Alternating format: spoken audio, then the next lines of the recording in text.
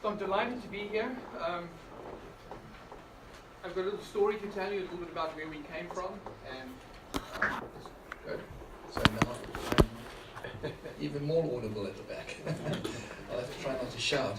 So I was just going to say to you, I have a little story to tell you about where we've come from in the region. And there's been some pretty dramatic changes in the region over the past 15, 20 years. And I think it's just the start. So we're going to see some ongoing changes and pretty dramatic changes in particular to our resource mix in New England. And that's really what I want to talk about, is what the prospects are, what the implications are coming at us in the future. So just a couple of context slides here. I know that some of you work with this every day, and so you know what we are, but I thought I'd just sketch out what the ISO is, what we do, and then get into some of the issues around the resource mix. So we are regulated by the FERC, the Federal Energy Regulatory Commission.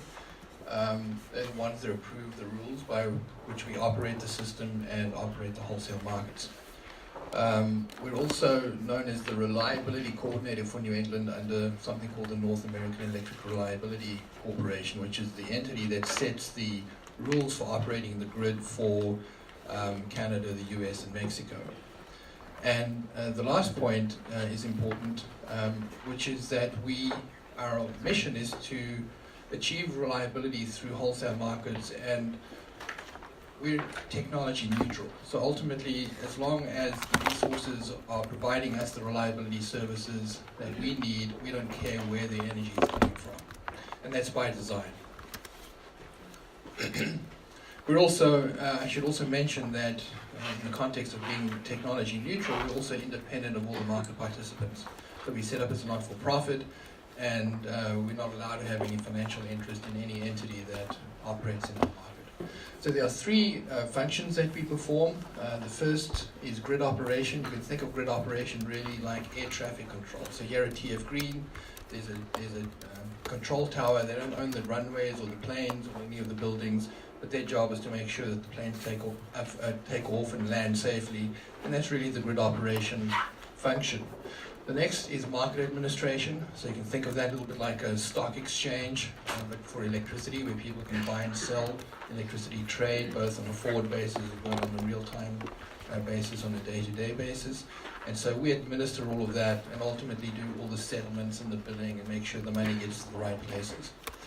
Just to give you a sense, depending on the price of gas, and I'll explain that linkage later on, typically that's sort of in the $8 to $12 billion a year range in New England.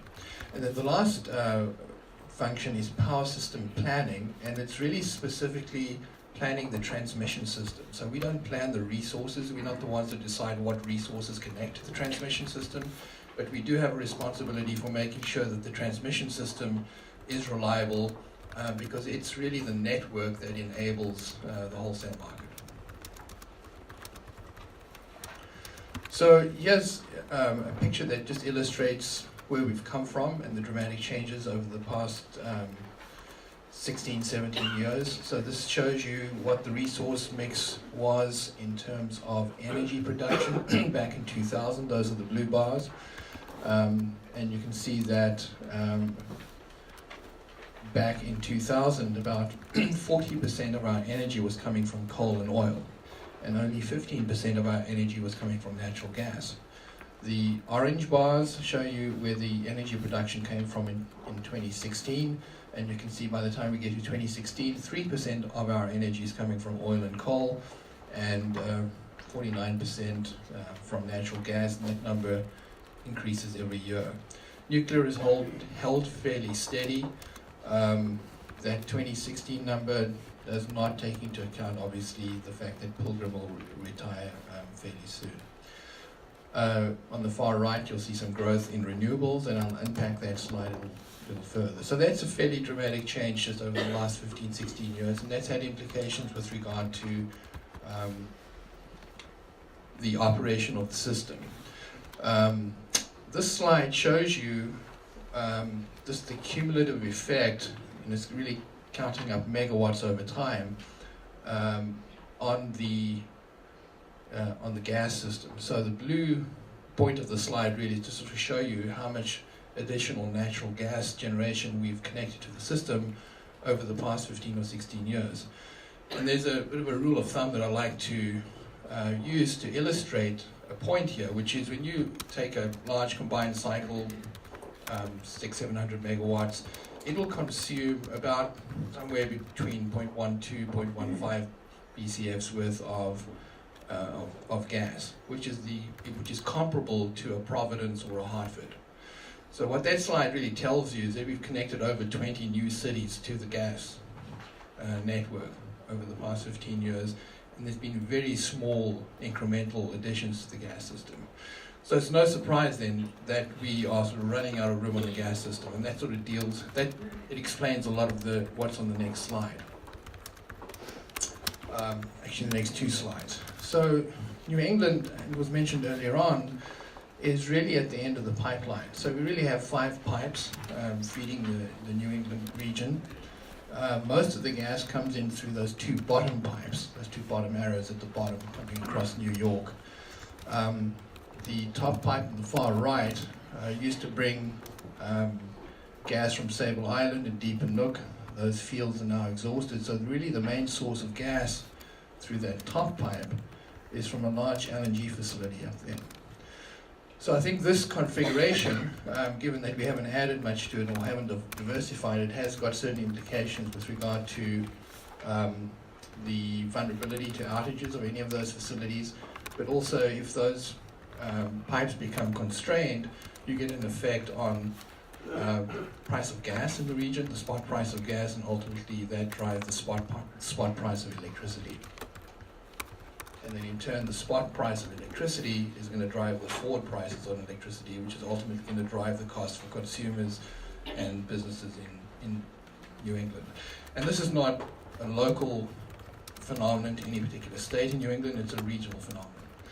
So just to further illustrate the point that I've just made, this slide shows you there's 2 traces on this slide. The blue one is the price of natural gas, and the orange one is the price of electricity. And you can see how closely correlated those 2 plots are, and that's because the way the market clearing mechanism works in real time is that the most expensive fuel effectively, or the most expensive production cost, is setting the price in the wholesale market. And so you can see when the prices of gas goes up, you immediately get a trend line on the price of electricity, and it drives the price up. Now, that's what's happening, on a 5-minute interval basis in our market. Consumers of electricity typically are shielded from the real-time effects of pricing because the states have effectively entered into forward contracts on their behalf, 6 months, 12 months. So there's a lag effect on electricity. So if you get a really sharp price spike like we did here in the winter of 2013 or 14, so the wholesale prices would have been really high in January and February, consumers at that moment were not feeling the effect. But what they did was feel the effects following winter or the following year as the next tranche of standard offer contracting came through the system. So I think that's why it's important for policymakers to think about the constraints on the system. And really one of the big messages I'll leave you with today is that we're in a situation where the gas pipeline is quite constrained, and that's got implications for us both from a reliability point of view and ultimately from an economic perspective in the long term. And the big question for us as a region is, how are we going to relieve those constraints? And there's different ways of doing that. So it was mentioned earlier on that we have seen a lot of retirements, and that's what's supposed to happen in a market. I mean, the whole point of a wholesale market is that you have competitive behavior, and newer, more efficient technologies ultimately displace older, less efficient technologies. So that is the point of a wholesale market. So it's not a bad thing to get retirements, it's a natural thing to get retirements. You also want to make sure that, obviously, if you have a well-functioning market, that you'll get new entry, and that people are prepared to continue to invest in the market. So one of the things that coordinates that entry and exit is something called the forward capacity market. And I'll explain a little bit more about that later on. But given the fact that we've seen big investments of 14,000 megawatts of investment in new combined cycles, and the fact that price of gas dropped significantly after the shale gas came online post 2009, you would expect to see that the older resources, 40, 50-year-old resources, are no longer competitive and that they're going to retire over time. And that's what's happened. So what this chart shows you with the little X's is that basically we've lost all the coal in New England. I think we have 2 units left, one of which will retire soon down in Connecticut. Then we'll have one left up in New Hampshire, and it's recently been acquired. Whether or not it survives for long or not remains to be seen, but I think coal's pretty much gone in New England. What was a little unexpected was that we started losing some nuclear power, and the first one that we lost was Vermont Yankee up in Vermont, and then Pilgrim in Massachusetts. And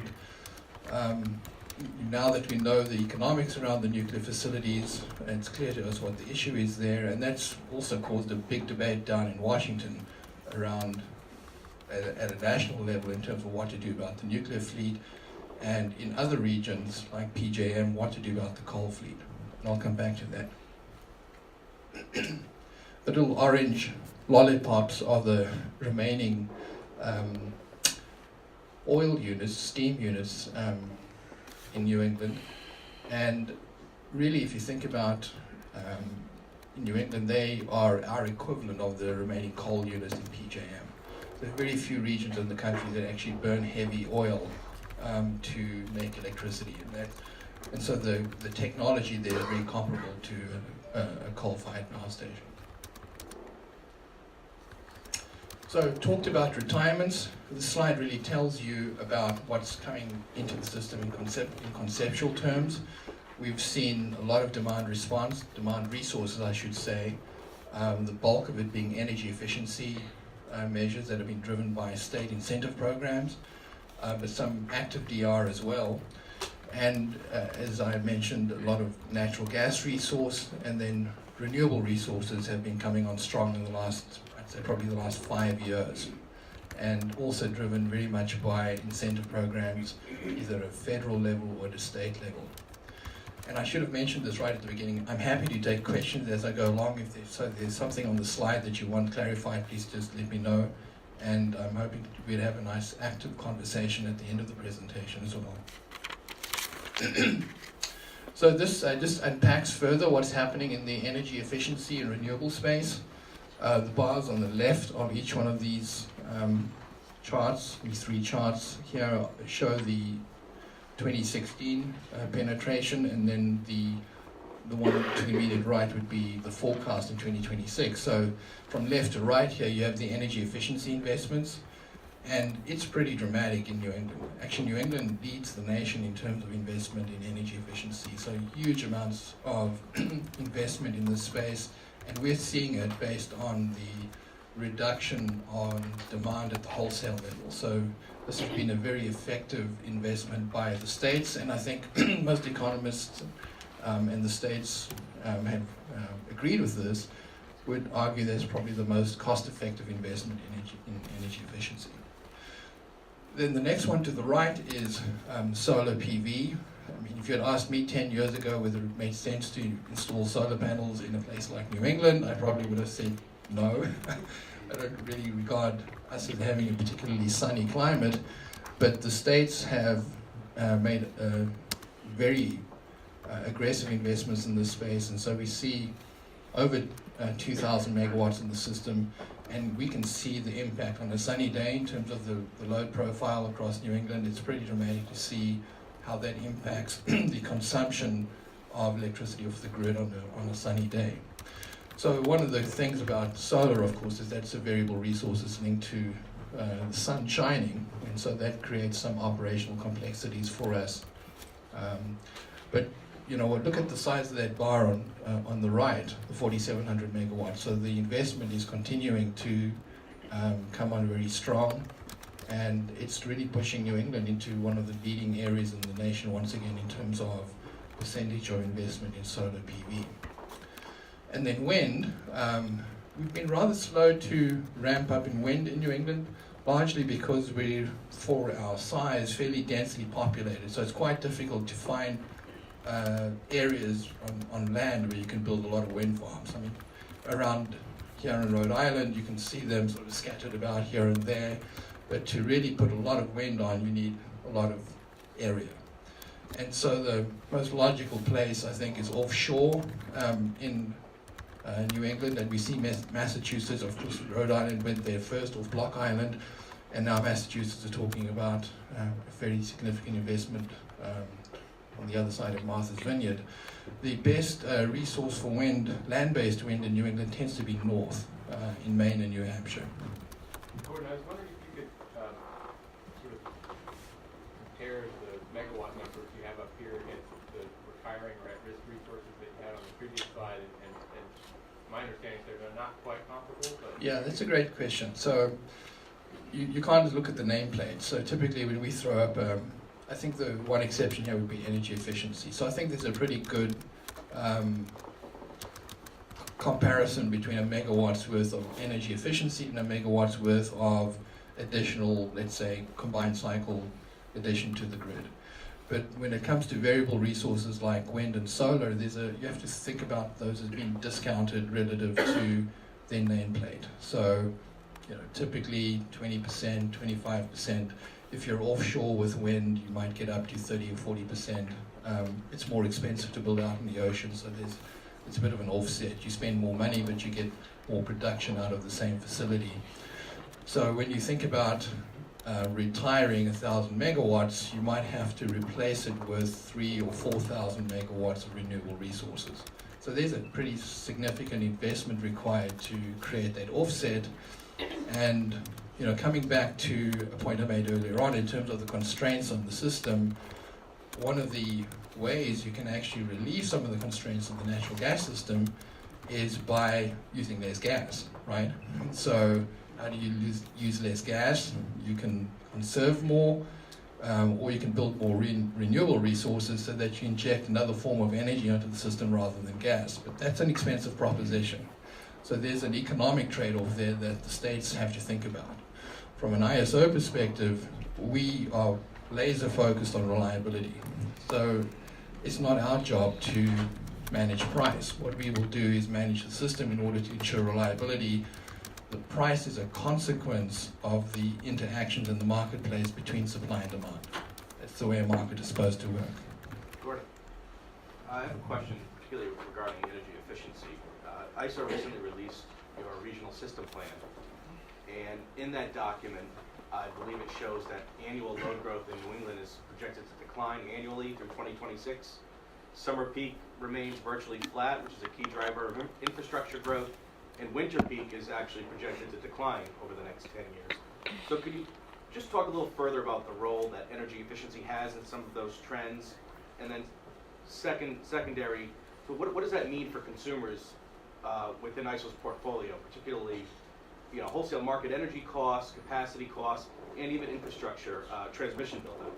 Sure, great questions, Nick. So as Nick has said, we used to be ticking along at, let's say, just short of 2% growth annually on peak demand. So every year the summer peak would go up by 1.8%. And we would get around about 1% growth, and I'm talking here post-2000, so there were periods where it grew more quickly than that. And I would say in the first decade after 2000, we would see overall energy consumption growing around 1% or so. So what's happened is there's been a combination of factors. Of course, we had the big recession in 2008, 2009 that really knocked back demand for electricity.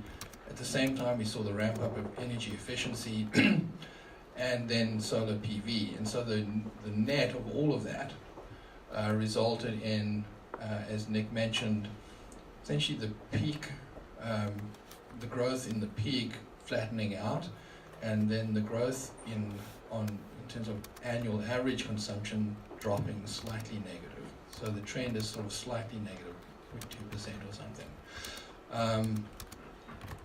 So that, I think, from a consumer point of view, is a good thing from a cost perspective, because you have to build less infrastructure and you have to burn less fuel in order to supply that overall demand. So when you sort of look at that, you're actually, over time, reducing the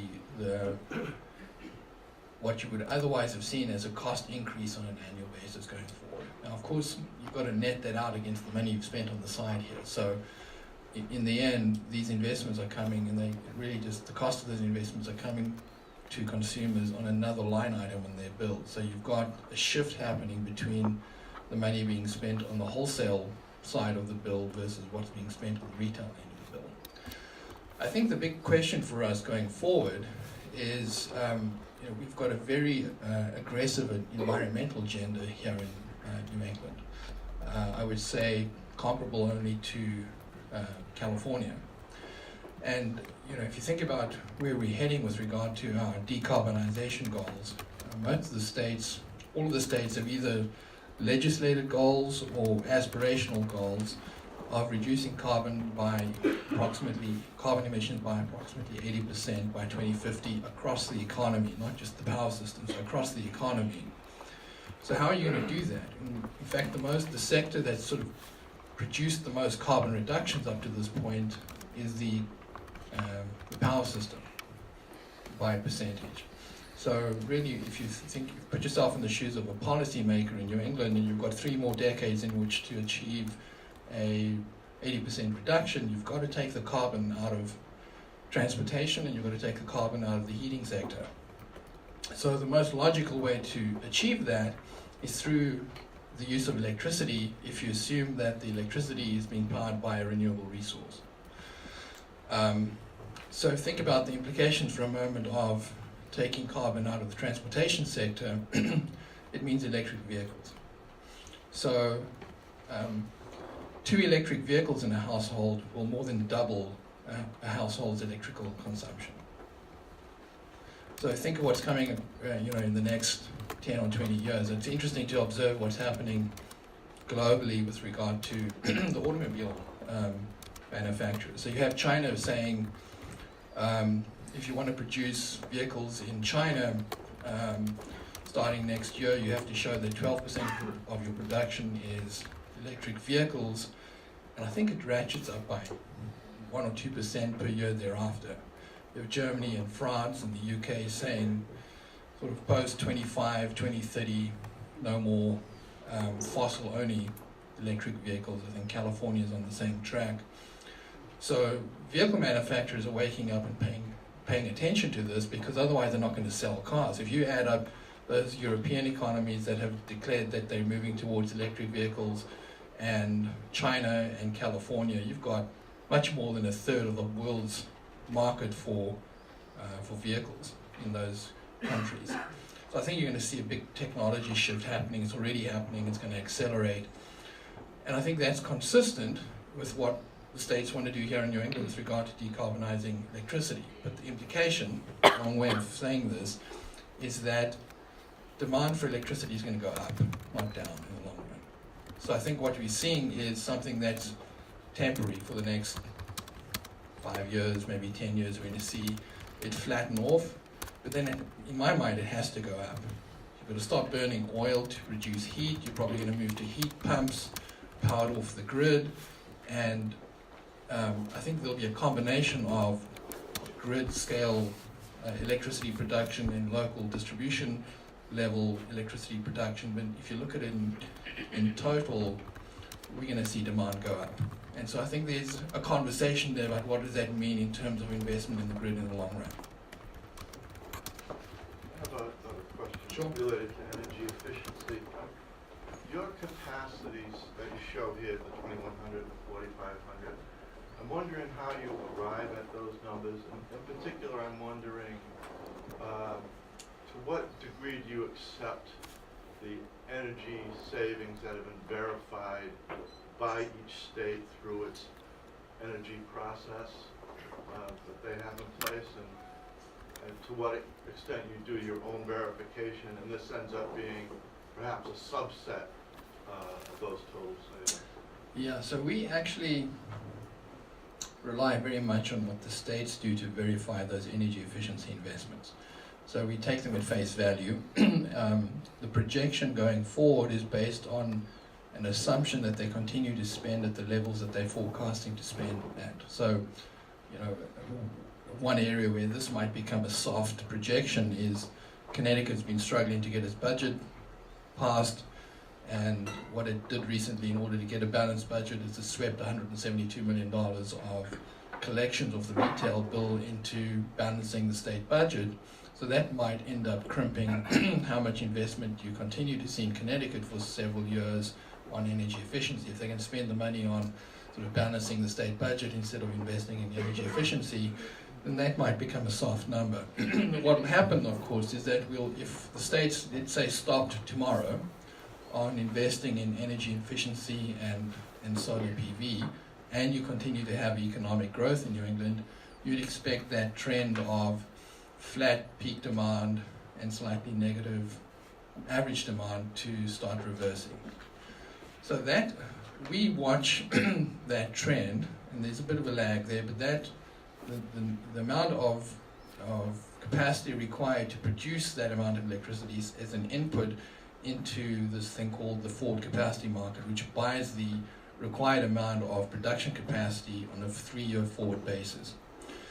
So the system will adjust. There'll be a lag in it, but it will adjust. So we don't, and let's say, for example, the states are incorrect with regard to the effectiveness of the energy efficiency, because some of the energy efficiency measures have a short economic life. Light bulbs, for example, are not going to last forever. And once they burn out, and if somebody doesn't replace them, you might see the trend go in the other direction. So what will happen is there's a self-correcting mechanism here from a reliability point of view. And remember, we're not worrying about the economics. The states are worrying about the economics. So if they get it wrong, what will happen is you'll see the load pick up a little bit, and then we'll buy a bit more in order to satisfy the reliability objective. So it sounds like mainly you are using numbers that are accepted into the forward capacity market? So with regard to, so these things are dealt with a little differently depending on what the resource is. But with energy efficiency, effectively we're treating it as a reduction against the supply requirement into the forward capacity market. So what will happen is, let's say we project we need 32,000 megawatts, and we say the states have provided 2,000 megawatts through energy efficiency, so therefore we'll drop the input into the capacity market by from 32 to 30. That's how we do that. So there's a forecasting implication there, because just lost my slides. So, you know, we're never going to get it exactly right forecasting 3.5 years ago. We can't. I mean, we can't be that smart about it. So we'll do the best job we can, and then we're going to have to adjust it up and down depending on where things actually go. There was another question at the back. Yeah, if I add up the numbers that were just flashed off the screen for 2026, it looks like you're still roughly less than 50% of the current ICR. So what do you envision for 2026 that's going to make up the rest of the resource pie? Well, just to come back to the earlier question, I think be careful not to be misled by those by just adding the total. So when you look at the 7,300 megawatts of wind, you've got to look at that and say that's really probably 2,000 megawatts. And solar at 4,700 megawatts is probably 1,000.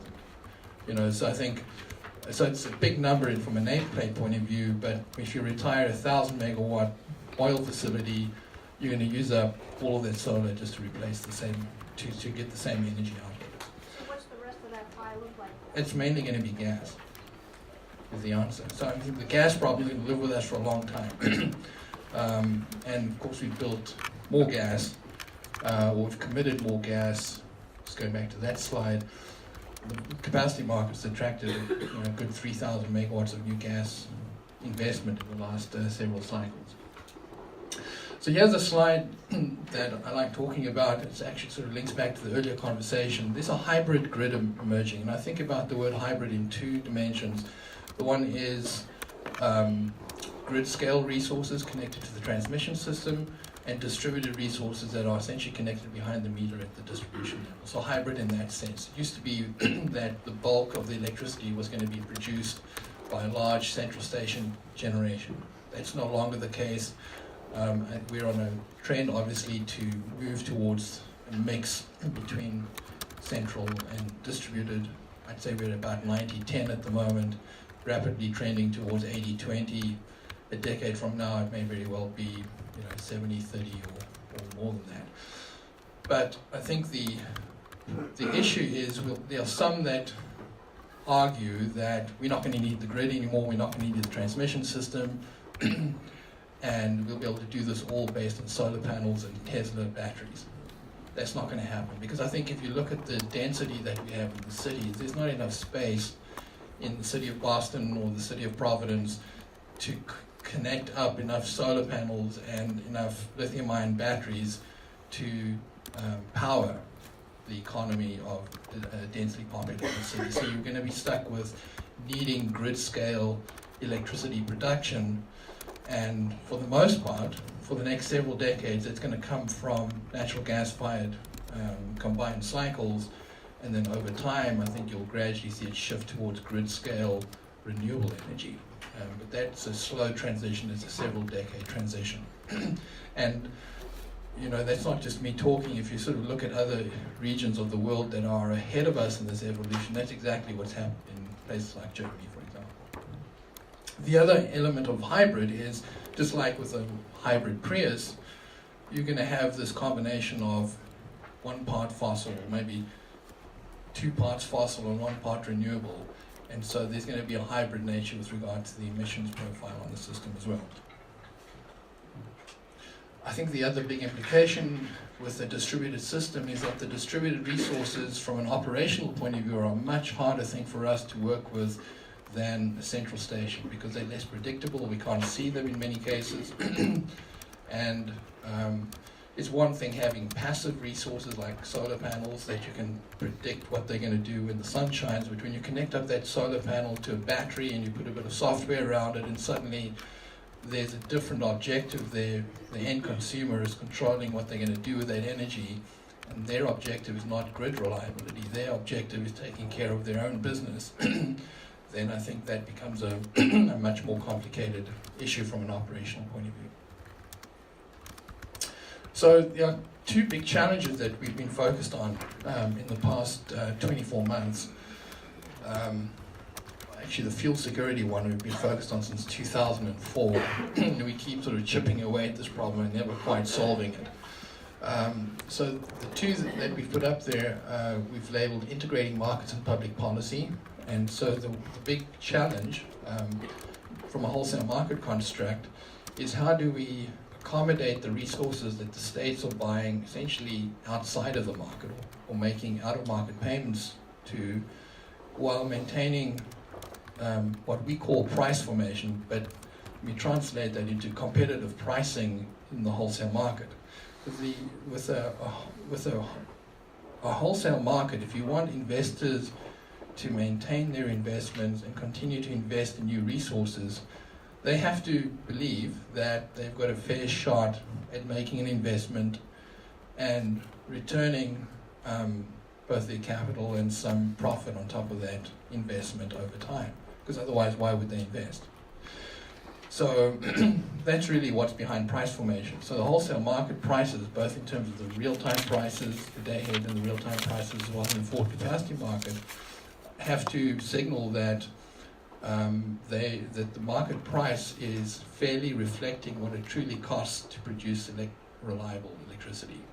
If you destroy that premise, that's the end of your market, and you have to go back to the way we did it before we started markets, which is cost of service.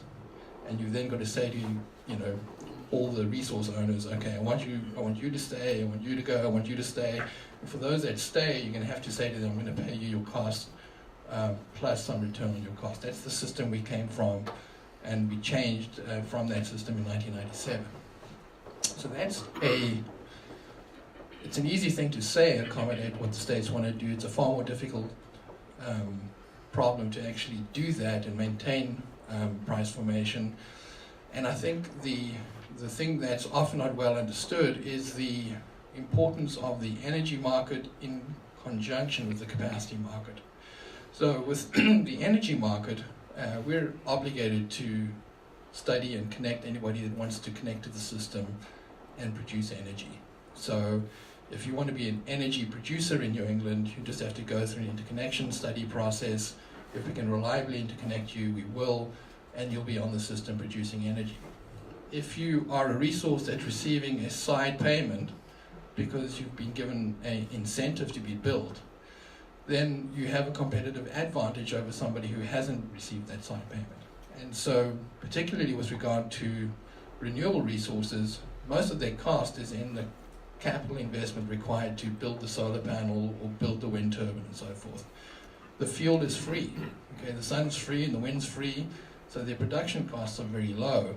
So the more renewable energy you put onto the system, the more one drives down the wholesale electricity prices, the real-time energy prices, because the marginal cost of production starts dropping. So for other resources, let's say like a combined cycle, there's a combination there of both capital investment plus fuel cost. And so what happens is that as you lower the energy prices, you end up lowering the combined cycle's ability to recover their initial investment through the energy market.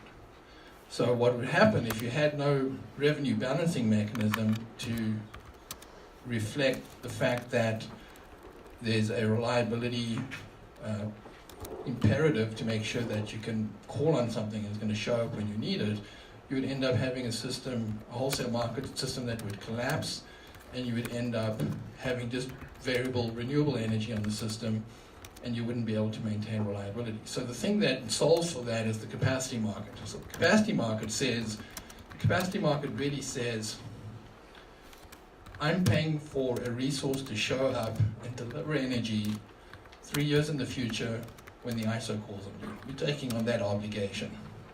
So it's not a technology requirement. It basically says we don't care what you are, as long as what you've done is you've taken on a commitment to show up in the future and produce energy when we call on you. And so resources that are more predictable at producing energy are going to be able to take on those capacity obligations more readily than resources that are less predictable at producing energy.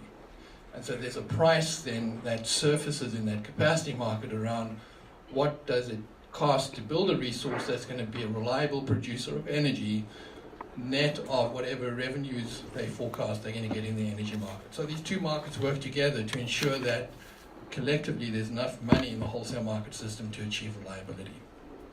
So that's the price formation issue in a nutshell, which is if you disturb that, you're not going to have a market-produced reliable electricity for you. The other issue on the far right is that given that the pipeline system is constrained, and mostly the pipeline system was built to serve the heating demands of the gas distribution companies.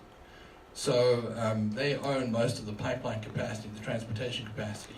The generators can use it when they're not using it because they sell off that capacity on a daily basis.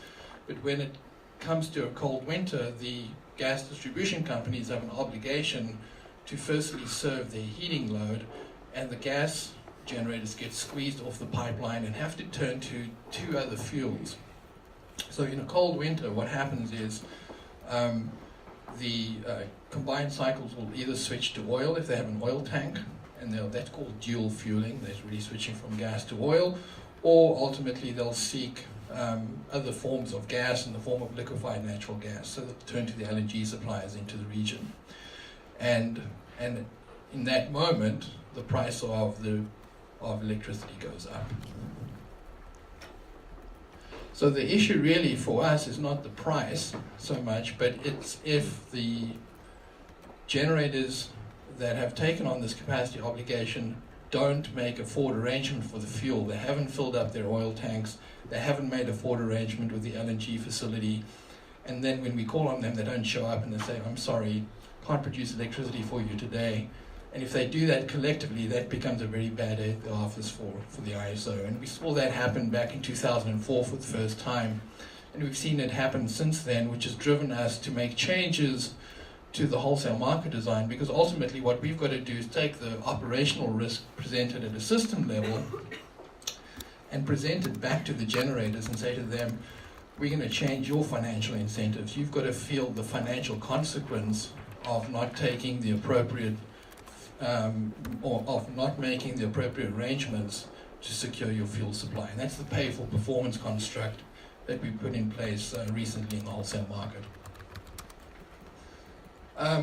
So coming back to this issue of how to maintain price formation, we've had this conversation. It first started as it was known as IMAP, Integrating Markets and Public Policy.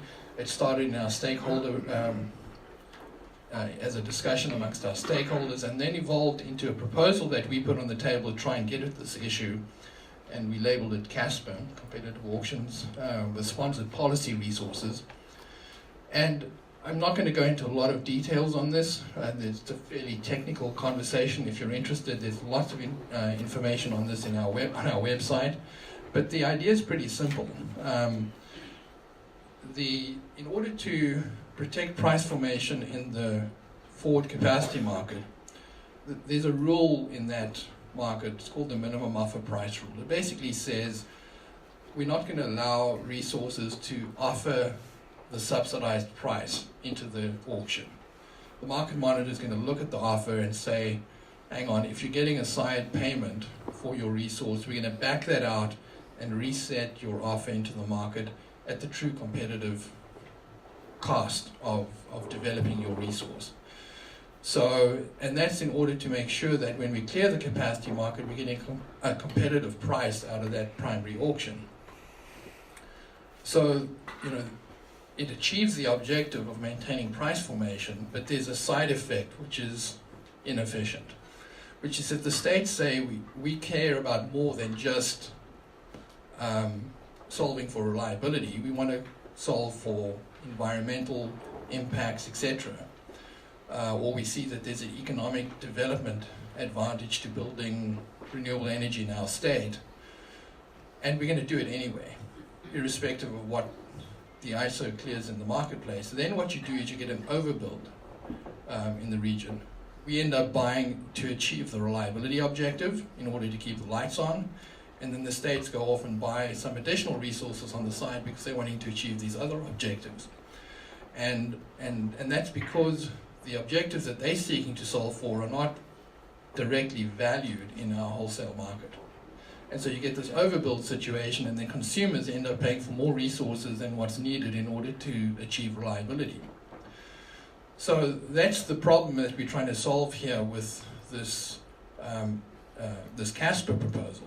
So what CASPER does is it says, okay, immediately after we run the first auction where we've screened out this set of, let's call them uneconomic resources, we set up a second auction where the state-sponsored resources can trade with an existing resource in the market and buy them out of their obligation.